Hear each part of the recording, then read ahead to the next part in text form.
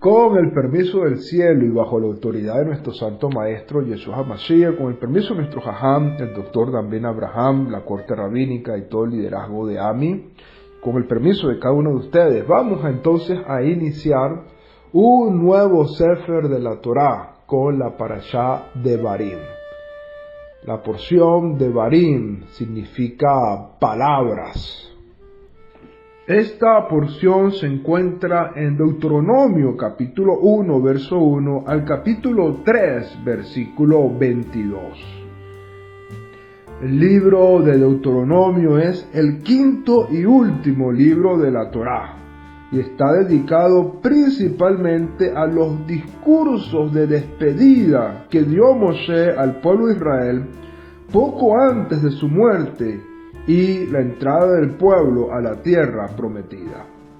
La primera parashá de este libro registra sus palabras, Devarim en hebreo, de crítica al pueblo de Israel por distintos episodios que tuvieron lugar durante sus 40 años en el desierto y las lecciones que debían aprender de sus errores.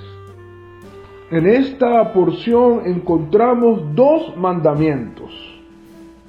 Ambos son mandamientos lo ta'aseh, es decir, no harás, los cuales son no designar un juez que no sea entendido en las leyes de la Torá, incluso si es entendido en otras áreas. Y el otro mandamiento es que un juez no debe temer a un malvado en un juicio. Y básicamente dos aspectos principales podemos mencionar en esta parashá. Número uno, Moshe recuerda los principales errores de Israel en el desierto. Y número dos, Edom, Moab, Amón, Sihón y Og, con quienes harán guerra y con quienes no, antes de entrar en la tierra prometida. Los sabios se refieren a este libro, el libro de Devarim, como Mishneh Torah, es decir, la repetición de la Torah. Dado que todos los mandamientos le fueron entregados a Moshe en el Sinaí o en la tienda de reunión durante el primer año del Éxodo, los sabios se preguntan sobre qué base se eligieron las narraciones y mandamientos que contiene el libro de Devarim. Los sabios explican que Devarim fue el preámbulo de Israel a la nueva vida que tendría que forjar en la tierra de Israel. Una vez que cruzaran el Jordán, el pueblo ya no seguiría viviendo de la misma manera, con la constante presencia de Dios y sus milagros, como sucedía a diario en el desierto. A partir de su entrada a la tierra prometida, el pueblo tendría que arar, sembrar, cosechar la tierra, y tendrían que erigir tribunales y un gobierno. Deberían establecer relaciones sociales y los medios para cuidar y proteger a los menesterosos y a los indefensos. Necesitarían de fe y de disciplina para evitar las tentaciones y trampas de sus vecinos paganos y de los falsos profetas. La función entonces de este libro de Devarim con sus leyes y las exhortaciones de Moshe era destacar estas leyes y valores, como asimismo alentar a Israel a fortalecerse. Por lo tanto, Devarim no es simplemente un repaso de los 4 libros anteriores de la Torá, ya que de las 200 leyes que contiene este libro, más de 70 leyes son totalmente nuevas.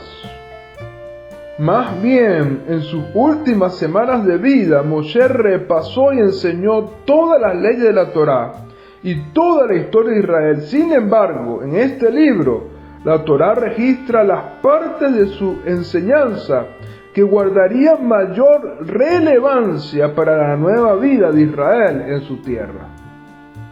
Además, Devarim es peculiar en otro aspecto. Cuando, por ejemplo, se explica la diferencia entre las amonestaciones o maldiciones del capítulo 26 del libro de Vayikra, de Levítico, y del capítulo 28 del libro de Devarim, es decir, de este libro, se nota una diferencia importante. Las de Vayikra las dijo el Eterno, pero las de Devarim las dijo Moshe. Por lo tanto, el libro de Deuteronomio es la óptica de Moshe y su preocupación para preparar al pueblo a las nuevas circunstancias que se enfrentarían sin su liderazgo. Los primeros 4 libros de la Torá se escucharon directamente de la boca de Akadosh Baruj Hu, del Santo Bendito es, a través de la garganta de Moshe. Pero no fue así con Devarim. Israel escuchó las palabras de este libro del mismo modo que escucharía las palabras de los profetas que sucedieron a Moshe. En este sentido, un día el Eterno le hablaría al profeta y al otro día el profeta le hablaría al pueblo. Por consiguiente, cuando el profeta habla al pueblo la palabra de Dios, ya se había retirado el Eterno de él. De ese mismo modo, escuchó el pueblo de la boca de Moshe el libro de Devarim. Por lo tanto, en este libro Moshe era quien hablaba. Esto lo revela el hecho de que Devarim, Moshe dice, Hashem me habló, mientras que la expresión más común en el resto de la Torá es, habló Hashem a Moshe. En Devarim, Moshe eligió las palabras y transmitió los mandamientos según su entendimiento. En tal sentido, Devarim comenzó como la ley oral que Moshe transmitió y posteriormente, cuando Dios le ordenó que escribiera sus palabras en la Torá, fue incorporada como parte de la Torá escrita. Ese es entonces el enfoque que debemos tener al acercarnos al libro de Devarim, entendiendo que es la óptica de Moshe y su preocupación para formar al pueblo en las nuevas circunstancias. Por lo tanto, a medida que los israelitas se iban acercando a la tierra prometida, Moshe les reseñaba los acontecimientos y vivencias que experimentaron durante los años en el desierto. Él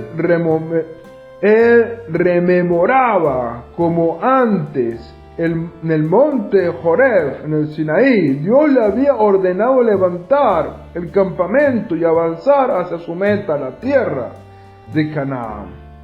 Moshe había clamado que sin su ayuda sería incapaz de soportar la carga del liderazgo, de modo que fueron designados jueces y administradores para auxiliarlo en el papel que Moshe desempeñaba en su pesada misión. El pueblo, por lo tanto, estaba ahora a punto de entrar en la tierra prometida.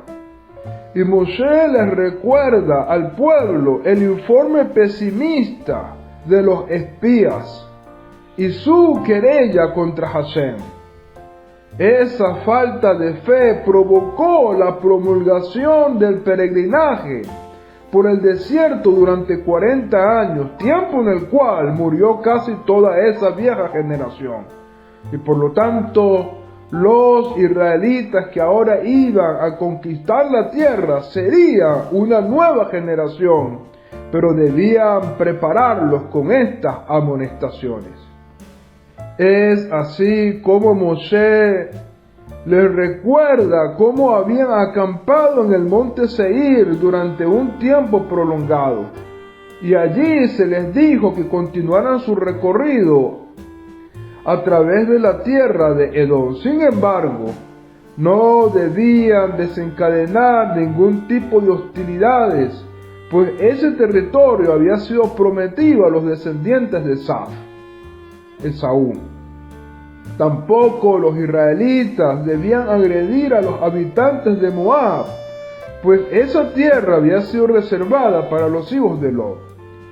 No obstante, Moshe recuerda al pueblo cómo habían derrotado a Sihón, el rey de Heshbón, quien había rehusado permitirles pasar a través de su territorio. Y la misma suerte le tocó a Og, el rey de Basán. Por lo tanto, estos acontecimientos causaron que el temor a los israelitas comenzara a difundirse entre las naciones vecinas. Moshe les recuerda al pueblo cómo el territorio de Gilad había sido otorgado a las tribus de Rubén, Gad y parte de la tribu de Manasés, con la condición de que se uniesen a los demás israelitas en la conquista de la tierra de Canaán. Y finalmente Moshe animó a Yehoshua a fin de que no temiese de las naciones que vivirían en Eretz Israel. Estos son los aspectos más importantes de esta parashá, que estaremos profundizando con la ayuda del cielo esta semana a través de las lecturas de las Aliyot. Que el cielo les bendiga y les guarde, y que la Torá de Hashem esté siempre en sus mentes y en sus corazones. Shalom, Ubrahá.